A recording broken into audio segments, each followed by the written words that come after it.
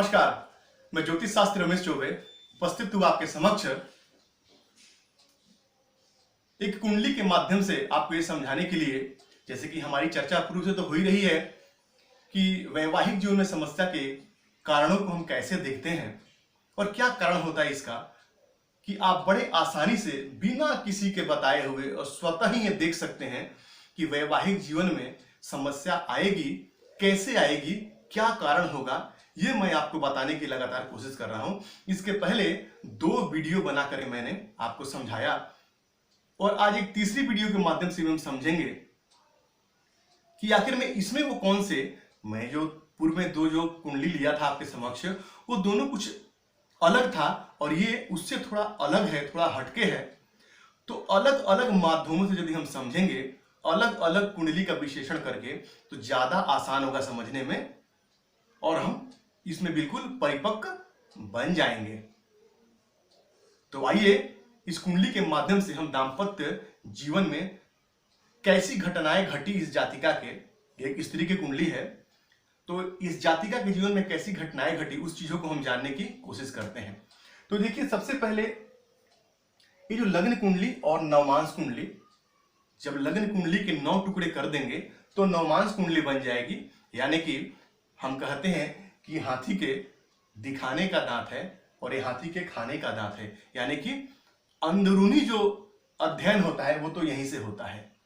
तो आइए सबसे पहले हम लग्न कुंडली में, लेकिन लग्न कुंडली की महत्ता को हम नजरअंदाज नहीं कर सकते हैं क्योंकि लग्न कुंडली तो अपने आप में श्रेष्ठ है ही। तो दाम्पत्य जीवन को समझने के लिए सबसे पहले हम कुंडली के सप्तम भाव पे जाते हैं, लेकिन उसके पहले एक बार हम लग्न को जरूर देख लेंगे। तो यह लग्न के मालिक बनते हैं कौन? तो देवगुरु बृहस्पति, क्योंकि मीन लगन के कुंडली है और मीन लगन के कुंडली में जो लग्नेश होते हैं वो बनते हैं बृहस्पति। वो कुंडली के एकादश भाव में जाके बैठे हैं। कैसे बैठे हैं? तो नीच राशिगत बैठे हैं। अब सीधा कुंडली के सप्तम भाव पे चले आते हैं। तो मैंने हमेशा बोला है कि भाव, भावेश और भाव का कारक, इन तीनों में से यदि 2 पीड़ित हो गया तो समझ लीजिए कि उस भाव का नाश हो जाएगा। तो यहाँ पे सप्तम भाव पे जब हम आते हैं तो देखते हैं कि यहाँ सप्तम भाव के स्वामी कौन से ग्रह बनते हैं। तो चूंकि यहाँ पे कन्या राशि बनती है तो यहाँ सप्तम भाव के स्वामी बनते हैं कौन? बुध। अब चूंकि आप जानते हैं कि बुध जो है वो बालक है और जिस ग्रह के साथ बैठेंगे उसी का गुण स्वरूप धारण कर लेते हैं और उसी के समान लगते हैं फल देने।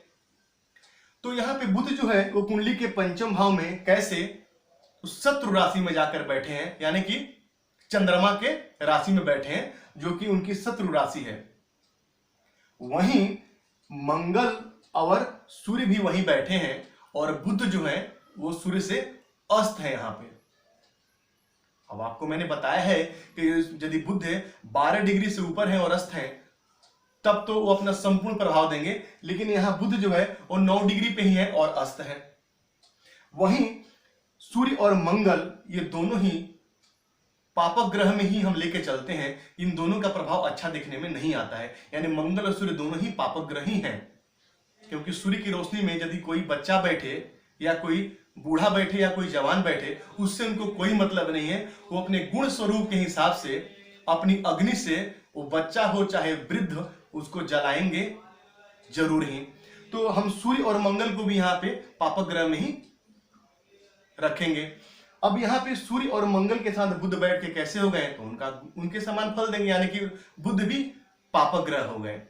अब वहीं पे देवगुरु बृहस्पति के दृष्टि में अमृत माना गया है, लेकिन देवगुरु बृहस्पति यदि नीच राशिगत बैठे हो तो उनकी दृष्टि अत्यंत ही हानिकारक होती है।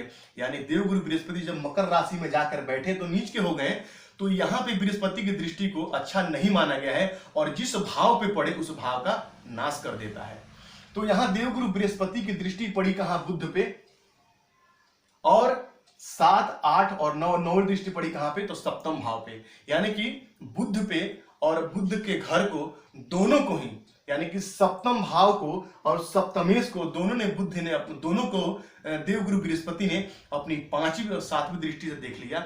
यानी कि ये बिल्कुल ही अच्छा नहीं हुआ। भाव को भी देख लिया और भावेश को भी देख लिया। वही सप्तम भाव पे यहाँ पे बुध को यहां से शनि 1 2 3 4 5 6 7 8 9 10, 10वीं दृष्टि शनिदेव की भी कहां पड़ी? तो बुध पे। यानी कि बुध अत्यंत ही पापक्रांत हो गए, पाप पीड़ित हो गए, क्योंकि मंगल सूर्य से ग्रहों के साथ बैठे हैं और साथ में बृहस्पति की दृष्टि का पड़ना और शनि के दृष्टि का पड़ना, ये सारे के सारे सप्तम भाव के स्वामी जो बुध है उसको कमजोर बना देते हैं। ये सबसे बड़ा नेगेटिव पॉइंट है। तो मैंने दिखाया आपको कि बुध कैसे भाव के स्वामी पीड़ित हैं। अब भाव पीड़ित है कि नहीं उस पर आइए। तो मैंने बताया कि यहाँ पे देवगुरु बृहस्पति की एक अकेले बृहस्पति की दृष्टि यहाँ पे सप्तम भाव का नाश कर देगा। देवगुरु बृहस्पति नीच राशि में बैठे हैं और यदि वो सप्तम भाव को देखेंगे तो इस भाव में कभी वृद्धि नहीं करेंगे। इस कॉन्सेप्ट को, इस नियम को हमेशा आप याद रखिएगा। वो नीच राशि में बैठे हैं, चाहे यहां से बैठ के देखें, चाहे यहां से बैठ के देखें और चाहे यहां से बैठ के देखें, उस दाम्पत्य को बचाने का काम नहीं करेंगे बल्कि दाम्पत्य को तोड़ने का काम करेंगे और पति के सुखों में कमी ले आएंगे। अब मैंने भाव और भावेश तो बता दिया। अब इस चूंकि स्त्री की कुंडली है तो सप्तम भाव के कारक ग्रह कौन? तो सप्तम भाव के यहां कारक आप जानते हैं कि देवगुरु बृहस्पति ही बनेंगे, जो जा करके और नीच राशि में बैठे हैं। तो बृहस्पति का नीच होकर बैठना भी ये अच्छा नहीं है। तो भाव पीड़ित हो गया, भावेश पीड़ित हो गया और भाव का कारक भी पीड़ित हो गया। ये सबसे नेगेटिव पॉइंट है, ये पॉइंट अच्छा नहीं है। और एक सबसे बड़ी समस्या क्या, ये बात हमेशा आप याद रखिएगा कि जब भी बृहस्पति को मंगल जैसे पापक ग्रह यदि देखेंगे तो दाम्पत्य सुखों में कमी लेके आते हैं। तो यहां मंगल कैसे बैठे हैं? तो मंगल भी नीच राशि में बैठे हैं, मंगल भी नीच राशि में बैठे हैं। तो मंगल की 7वीं दृष्टि का बृहस्पति पे पड़ना और सूर्य की भी 7वीं दृष्टि का बृहस्पति पे पड़ना, ये दाम्पत्य जीवन को कमजोर करेगा और पति के सुखों में कमी लेके आएगा। तो आपने समझ लिया कि कैसे भाव, भावेश और भाव के कारक पीड़ित हैं। अब वहीं चलिए कुंडली के अष्टम भाव पे। तो मैं बताया हूं कि अष्टम भाव जो है वो स्त्री के सौभाग्य का है। यदि अष्टम भाव में ज्यादा पापक ग्रह बैठे, हालांकि यहाँ पे शनि बैठे उच्च राशि में, तो जातक की आयु लंबी हो जाएगी।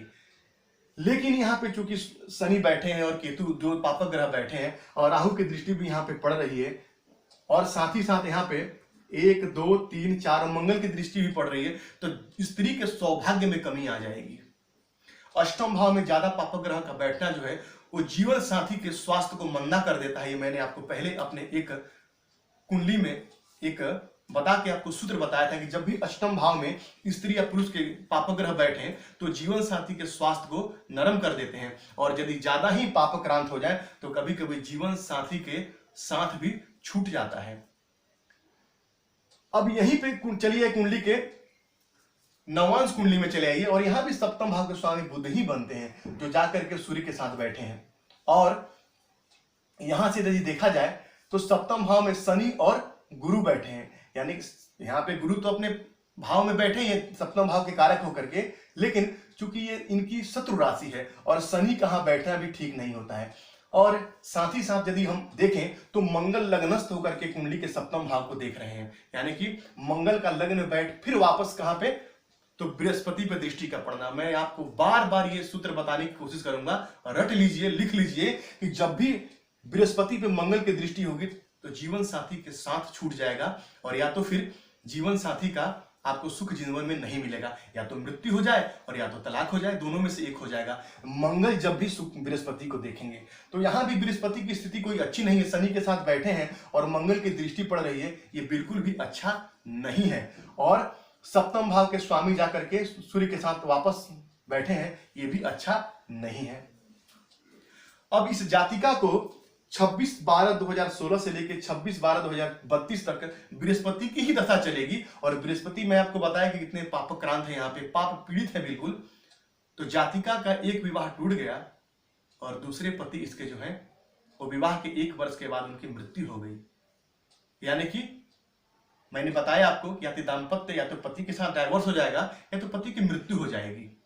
और जब इनके सर्वाष्टक वर्ग को मैंने जाके देखा तो सर्वाष्टक वर्ग में सिर्फ 20 अंक प्राप्त है इनको, जबकि अष्टक वर्ग में कम से कम 28 अंक यदि प्राप्त हो तब जाकर के उस भाव के प्रभाव को हम अच्छा मानते हैं। लेकिन यहाँ पे 20 अंक ही है, यानी दाम्पत्य को मंदा दिखा रहा है, दाम्पत्य सुख को यहाँ पे कम दिखा रहा है।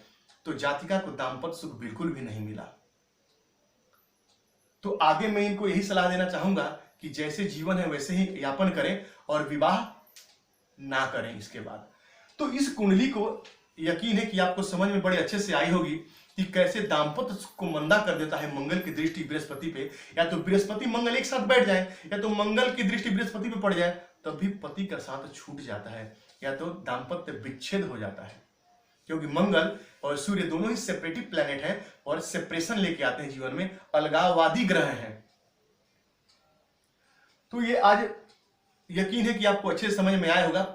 निरंतर प्रयत्न कीजिए, प्रैक्टिस कीजिए, नए नए कुंडलियों के ऊपर अध्ययन कीजिए, तो धीरे धीरे आप परिपक्व होते जाएंगे।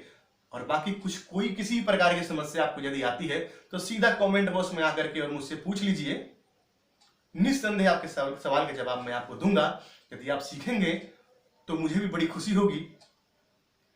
तो यकीन है कि आप सीख रहे होंगे और निरंतर प्रयत्न जारी रखे होंगे।